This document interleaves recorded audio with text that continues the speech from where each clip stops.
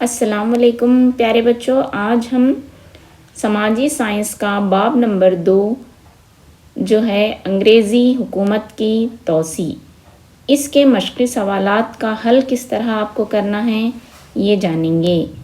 میں ہوں Samina Farzana, government junior college Sedam, ضلع گلبرگہ، اور آپ اس ویڈیو کو سوشل سائنس ورلڈ نامی یوٹیوب چینل پر دیکھ رہے ہیں۔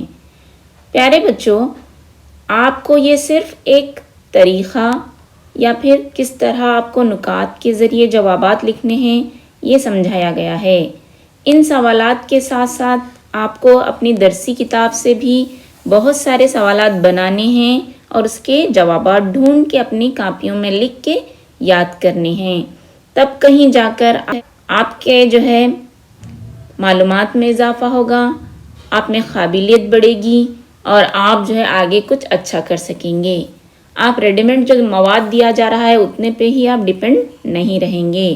یہاں صرف آپ کو کس طرح جوابات لکھنا ہے وہ طریقہ بتلایا گیا ہے، اور درسی کتاب میں جتنے سوالات دیے گئے ہیں بس انہی کا حل یہاں پر بتلایا گیا ہے۔ آپ کو ان سوالات کے ساتھ ساتھ اور بھی کئی سوالات کتاب میں سے بنانے ہوں گے اور اس کے جوابات بھی آپ کو ڈھونڈنے ہوں گے، تب کہیں جا کر آپ کے مارکس اچھے آ سکتے ہیں۔ تو اب ہم درسی کتاب میں دیے گئے سوالات کا حل کریں گے۔ اس میں آپ کو دیا گیا ہے سب سے پہلے خانہ پوری کیجئے۔ اس میں پہلا سوال ہے، پہلی اینگلو مراٹھا جنگ کے آخر میں انگریز اور مراٹھوں کے درمیان ڈیش معاہدہ طے پایا۔ تو اس کا صحیح جواب ہوتا ہے بچوں سلبائی معاہدہ۔ آپ کو اسی طرح لکھنا ہے۔ دوسرا سوال ہے، عہد معنویت پالیسی کو ڈیش نے قائم کیا۔ تو اس کا جواب ہوتا ہے لارڈ ویلزلی۔ اسی طرح تیسرا سوال ہے، مسلح الباز گشت ڈیش سن عیسوی میں قائم ہوا یا شروع ہوا۔ تو صحیح جواب ہے 1848 سن عیسوی۔ پیارے بچوں، اسی طرح خانہ پوری کا اگلا سوال ہے، مسلح الحاق کو ڈیش نے جاری کیا۔ صحیح جواب ہوتا ہے لارڈ ڈلہوزی۔ پیارے بچوں، یہ آپ کو ملٹیپل چوائس میں 1 نمبر کے سوالات میں بھی یہ پوچھے جا سکتے ہیں، تو آپ لوگ اچھی طرح سمجھ کے اس کو یاد کیجئے۔ اب دیکھیں گے تفصیلی سوالات یا مختصر سوالات۔ آپ کی کتاب میں دیا گیا ہے، درج ذیل سوالات کو گروہوں میں بحث کرتے ہوئے جواب دیجئے۔ اس میں پہلا سوال دیا گیا ہے، پہلی اینگلو مراٹھا جنگ کے اسباب بیان کیجئے۔ بچوں، جب بھی آپ کوشچن پیپر دیکھیں گے سب سے پہلے وہاں آپ کتنے نمبر کا سوال ہے وہ دیکھیں گے۔ 1 نمبر میں اگر پوچھا جائے تو 1 یا 2 جملے لکھ کے اسے ختم کر دیں گے۔ 2 جملوں میں اگر پوچھا جائے تو آپ کو 4 سے 5 جملے لکھنے ہیں۔ 3 نمبر کا اگر سوال آپ کو پوچھا جا رہا ہے سیم سوال، تو آپ 6 سے 7 جملے اس میں لکھیں گے۔ اسی طرح اگر 4 نمبر میں سوال آتا ہے تو آپ کو تفصیل سے 1 پیراگراف آپ کو جواب لکھنا ہوگا۔ تو اب ہم دیکھیں گے پہلی اینگلو مراٹھا جنگ کے اسباب کیا ہیں۔ پہلا سبب ہے مراٹھوں کا مغل حکمران شاہ عالم دوم کو دہلی کے تخت پر بٹھانا۔ یہ بھی ایک وجہ بنی تھی پہلی اینگلو مراٹھا جنگ کی۔ اس کے بعد شاہ عالم دوم نے اس سے خوش ہو کر انگریزوں کو سونپے گئے احمد آباد اور کوٹا ریاستوں کو مراٹھوں کو لوٹانا۔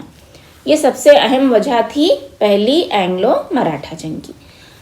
پہلے شاہ عالم ثانی نے انگریزوں کو وہ علاقے دیے تھے احمد آباد اور کوٹا، بعد میں وہی علاقے انگریزوں سے لے کر مراٹھوں کو شاہ عالم ثانی نے دے دیے تھے۔ یہ بھی ایک وجہ بنی۔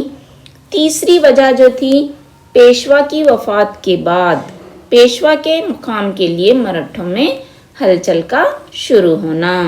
یعنی ایسے وقت میں پیشوا کی موت ہو جاتی ہے، جو مراٹھا سردار ہوتا ہے، تو وہ پیشوا بننے کے لیے مختلف سردار کوشش کر رہے تھے۔ یہ بھی ایک وجہ ہوئی اینگلو مراٹھا جنگ کی۔ آخری جو سب سے اہم وجہ ہم مانتے ہیں وہ یہ ہے کہ رگھوناتھ راؤ جو پیشوا کا چاچا تھا، وہ خود پیشوا بننا چاہتا تھا، اس لیے اس نے अंग्रेज़ों से मदद तलब की तो अंग्रेज़ों को मराठों के मामलात में दखल अंदाजी करने का मौका मिल गया। ये थे पहली एंग्लो मराठा जंग के असबाब। अब अगला सवाल देखते हैं बच्चों, अहद मानियत के शराइत क्या थे? अहद मानियत को सबसे पहले आप ये जान लीजिए कि राइज करने वाला लॉर्ड वेल्जली था। इसके तहत इसने जो क़वानीन बनाए थे उसके तहत हिंदुस्तान का हुक्मरान अंग्रेज़ी फ़ौजी दस्ते को अपने रियासत में मुक़ीम करना होता था। यानी अंग्रेज़ों की फ़ौज को हिंदुस्तानी बादशाह अपने जो है ख़र्च पर रखना होता था। दूसरा, ये जो भी ख़र्च और अखराजात होते थे उसे वहाँ के मुतल्लिक़ा हुक्मरान को ही भरना पड़ता था। यानी कि जो भी अहद मानियत कबूल करेंगे अंग्रेज़ों के फ़ौज के अखराजात को खुद उठाना पड़ता था। अगर नहीं उठा पा रहे हैं तो एक मखसूस इलाक़ा उन्हें लगान के तौर पर दे देना होता था। यानी अंग्रेज़ उस इलाक़े की लगान खुद हासिल करते थे। तीसरी शर्त थी इसमें, हुक्मरान के दरबार में एक अंग्रेज़ी अफसर रेसिडेंट रहा करता था, यानी बादशाह के दरबार में।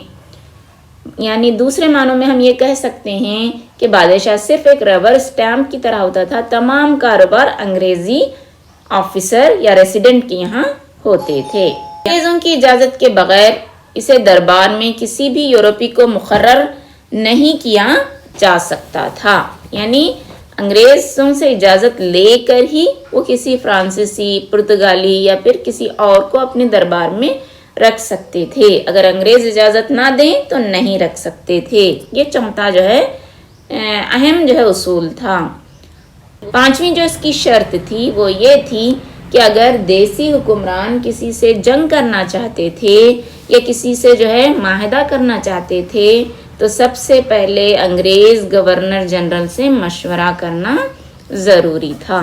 दूसरे मानों में पूरी तरह वो अहद मानियत से हिंदुस्तानी राजाओं और नवाबों को अपना ग़ुलाम बनाना चाहते थे और इसके एवज़ में ईस्ट इंडिया कंपनी या अंग्रेज़ उस रियासत के अंदरूनी और बैरूनी हिफाजत करेगी।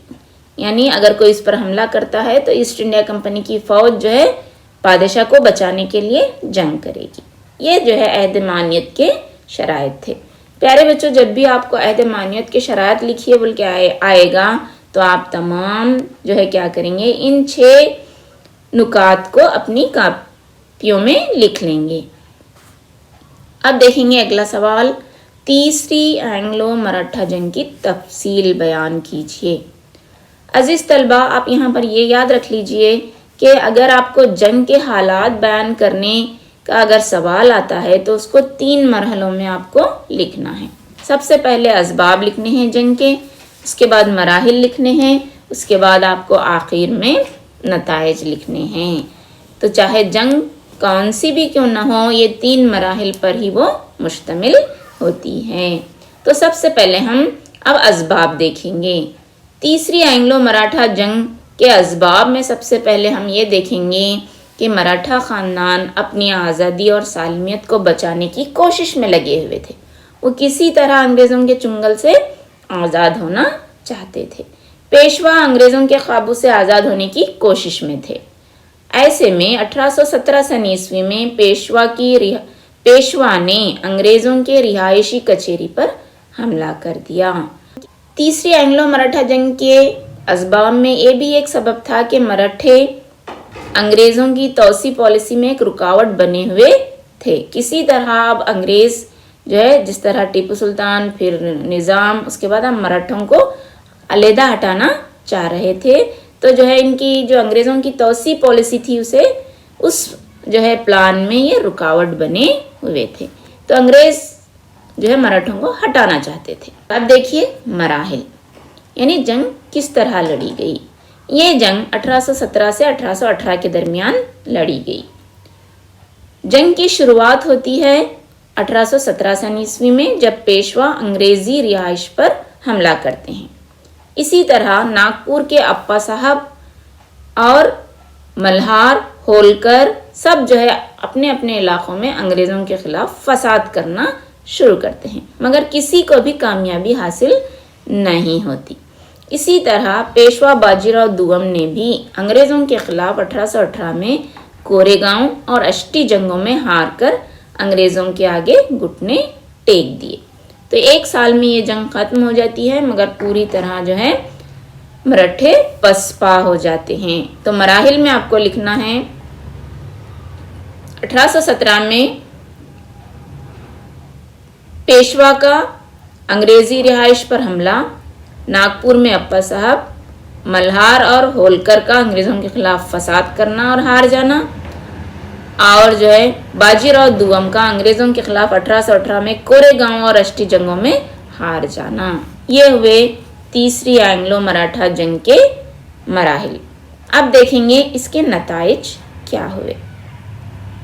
अंग्रेज़ों ने पेशवा के खिताबात को रद्द कर दिया, बाजीराव को वजीफायाबी अता की गई और सितारा जो है छोटी सी रियासत बनकर उभरी, जो मराठों की एक वाहिद रियासत मानी जाती है। तो ये हुए नताइज, यानी यहाँ पर पेशवा के खिताबात ख़त्म हो गए, बाजीराव दुगम को वजीफ़ा देकर अंग्रेज़ों ने हटा दिया, सितारा को एक छोटी रियासत मुकर्रर किया गया। ये थे तीसरी एंग्लो मराठा जंग के नताइज। ये अक्सर 3 नंबर में आपको पूछा जाता है। अगर आप इस तरह लिखेंगे तो जवाब बिल्कुल सही होगा।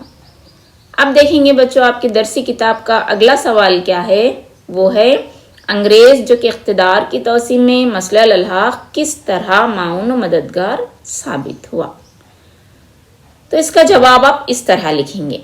मसला अल-हक़ को लॉर्ड डलहौज़ी ने जारी किया।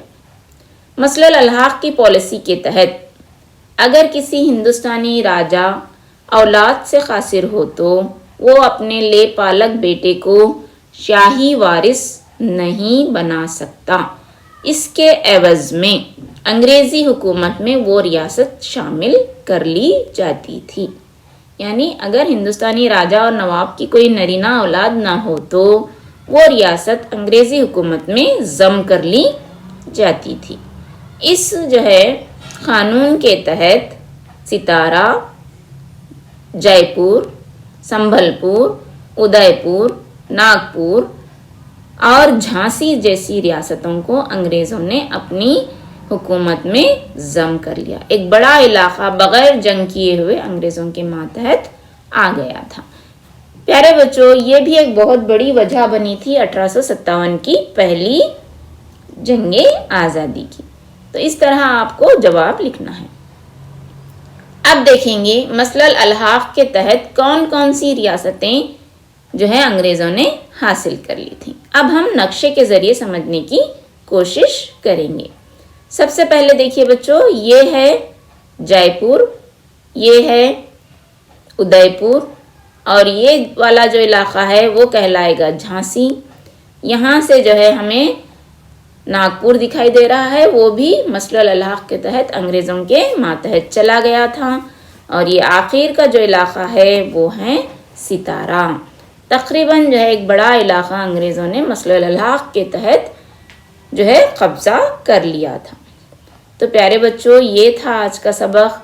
मैं उम्मीद करती हूँ कि आपने इससे बहुत कुछ सीखा होगा।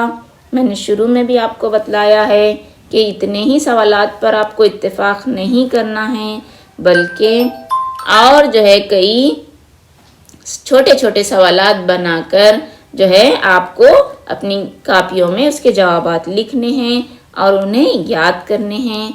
अगर आपको याद करने के लिए सहूलत चाहिए तो बार बार इस वीडियो को देखिए और सुनिए, जिससे आपको आपके जवाबात याद हो जाएंगे और मुँह ज़बानी लिख कर देखते जाइए। तो आज हम इसको यहीं ख़त्म करते हैं। अल्लाह हाफ़िज़, शुक्रिया। हमें अपनी दुआओं में ज़रूर याद रखिएगा।